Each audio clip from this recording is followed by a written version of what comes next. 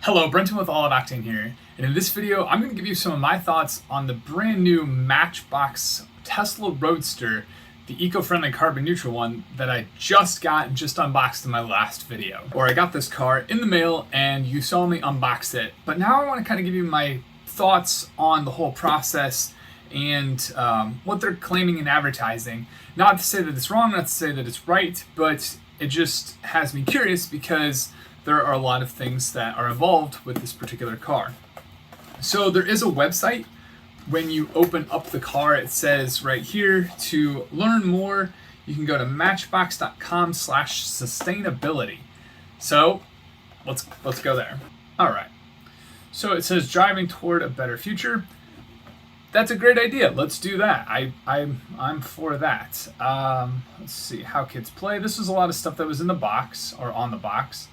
And they want to promote green technologies, behaviors, earth-friendly approach, and how we build our toys.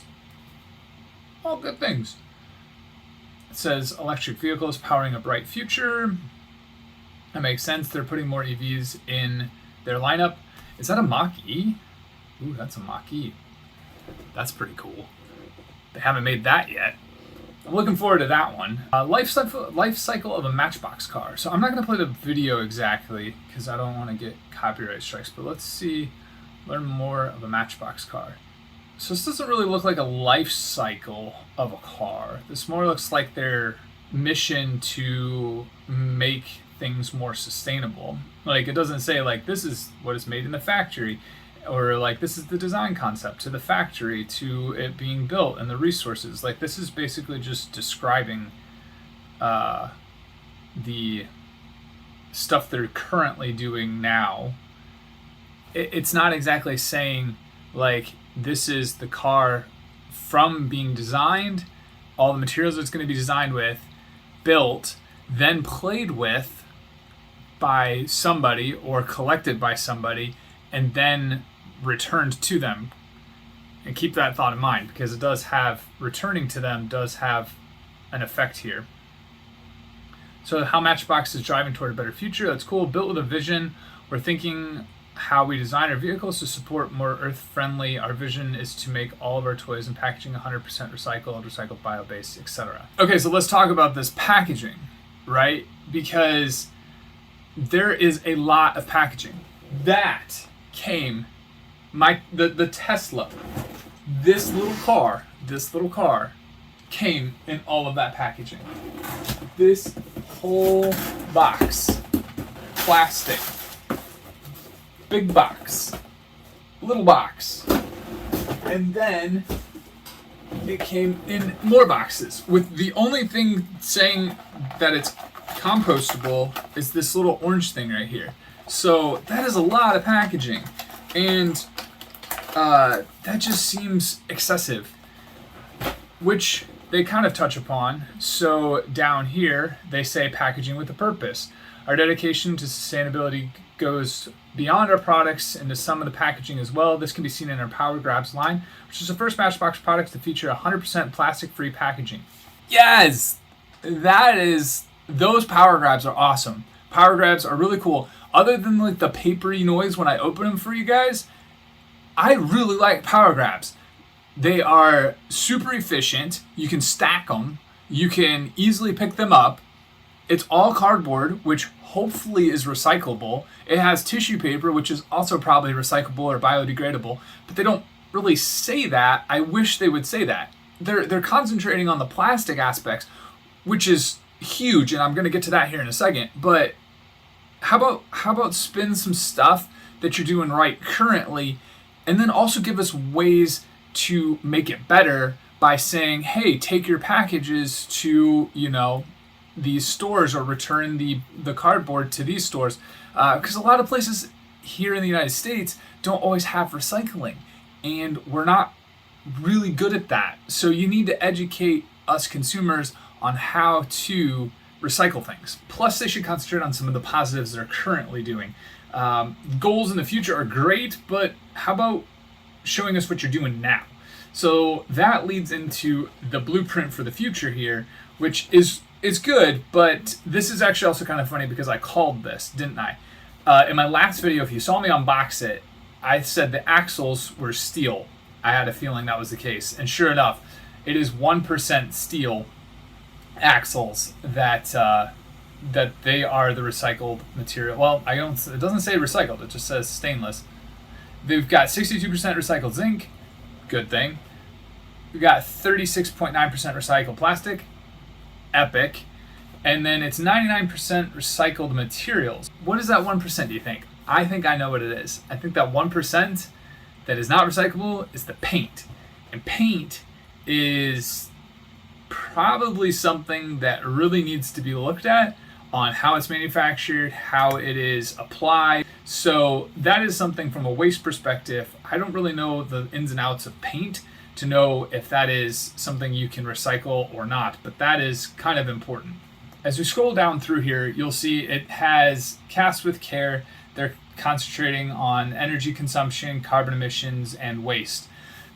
Those are all good things, and I agree. Power grabs are fantastic because they're all cardboard, they're all paper. They don't have the plastic blister. They don't have a whole huge cardboard just with a bunch of ink from printing. You know, the car on it, the box of power grabs. They might be a little less cardboard. I'll have to compare that myself. But reducing carbon emissions and stuff like that, that's all great stuff. These are great goals. I really wish they would show what they're doing currently, because goals are great, but if you don't tell us where we're started, we don't know how far we have to go to accomplish. And that might be a really big gap. There could be a really big gap between where we're currently at and where we need to be based on all of these things. Incorporating more ISCC certified materials. Not really sure what that is. I could probably look that up here.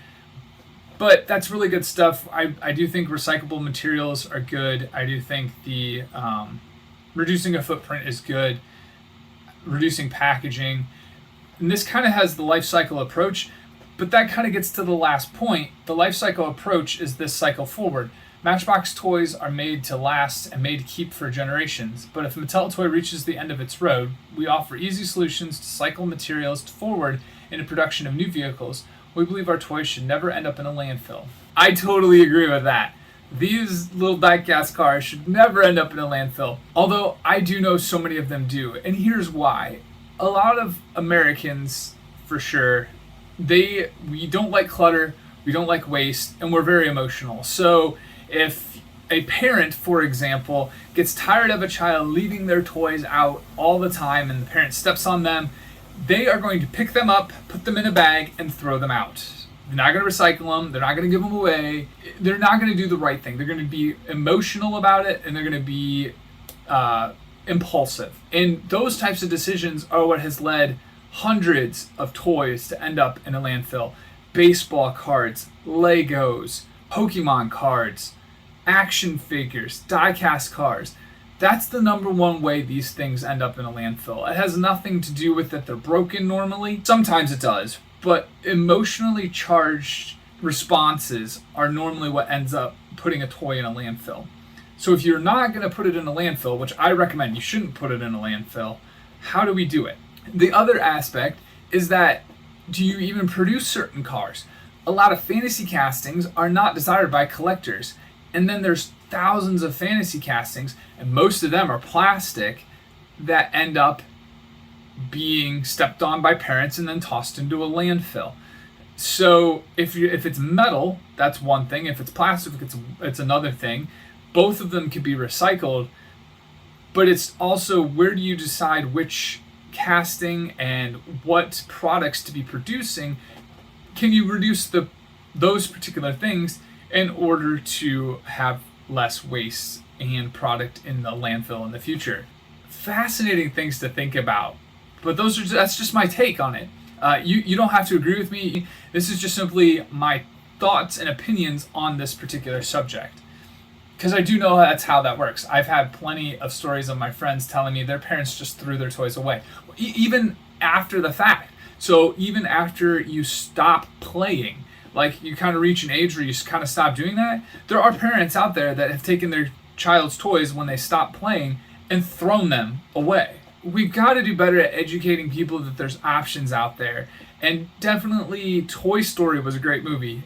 Give your toys to somebody so they can last on generations and help repair them and recycle what you don't want by donating or giving it away. Or Mattel, you have to do better. You got to give us reasons and ways to give toys back. And I think that's where they're going at here with the Recycle with Mattel Playback. I'm hoping that that's the case. It says keep toys out of the landfill. So this might be where it goes. And I'm not really sure. I'm just clicking at this point, trying to follow it. There are so many get started. I've hit 3 buttons now. If it's that hard, we really need to make this easier. That's a problem. So the last bit of this is cost. Now, right now, with everything the way that the economy in the world is going, things are a little expensive. We all know that. Hot Wheels actually recently jumped up to $1.08, I believe, at Walmart and Targets. So they're not even under $1 anymore. They went up 10 cents. That is a lot. So price has to be factored in. This Tesla right here, $20. That is like a 2,000% increase. I don't know what that is, but it normally like $1 to $20. So if we're going to be making sustainable things, which I'm all for, let's cut out all of that. Let's cut out this. Let's just make a power grab out of this sustainable or this biodegradable stuff, and just call it that way. That would be fantastic. I'd be all right with that. And actually, it was $28 with tax. $28 with tax and shipping. So it's a $20 car with $8 tacked onto that. That was a $30 car. In order to get the sustainability out of it, and if you want to sell more product, because it's all about making money, it's a business for them. They need to make money, so they're going to sell cars, and they need to find the most efficient, profitable way of doing it.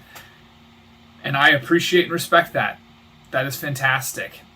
So if you're going to give us alternative options and make them $20, if you want to reduce what you're manufacturing and raise the price, you might have to understand that a lot of us are not going to collect anymore. Maybe you'll make the same amount of money selling fewer products, but fewer of us will ever be interested in that.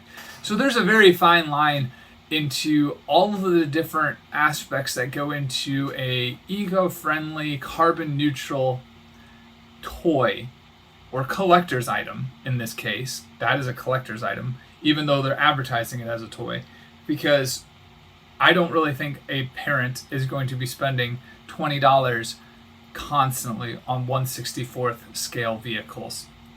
You can get them for even less than $1 still with no-name brand cars at Walmart. But there you go. There are my 2 cents. That's my opinions. Let me know what you think in the comments below about the carbon neutral Tesla Roadster from Matchbox and any thoughts you have regarding that process. And until the next one, have a good one.